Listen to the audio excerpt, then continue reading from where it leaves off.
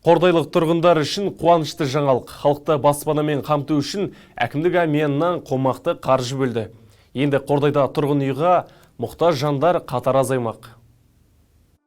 Бүгінде ауданда 60 пәтерлі 9 көп қабатты тұрғын үйге 3,9 миллиард теңге қаржы бөлініп, құрылыс жұмыстары басталып кетті. Аталған 9 үйдің ішінде 6-ы тұрғын үй кезегіндегі азаматтарға және 3 үй Қордай қалашығындағы қауіпсіздік институтының қызметкерлеріне қызметтік пәтер ретінде беріледі. Одан бөлек Қордай және Сортөбе ауылдарында аз қамтылған және көпбалалы отбасылар үшін 544 миллион теңгеге 2 пәтерлі 20 тұрғын үйдің құрылысы жүруде. Жер кезегін азайту мақсатында Қордай мен Отар ауылдарындағы 3 алқапқа инженерлік инфрақұрылым жүргізіліп, жер теліміне кезекте тұрған азаматтарға беріліп жатыр.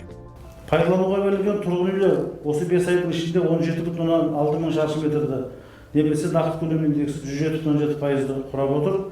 Сондай-ақ 5 айда астар жобасы аясында 5 үй пайдалануға берілді. Енді жыл соңына дейін тағы да 10 үйді пайдалануға беруді жоспарлап отырмыз. Осы астар жобасына айта кету керек, ауданның ілкімді азаматтары мен кәсіпкерлері белсенді түрде қазір қатысуда.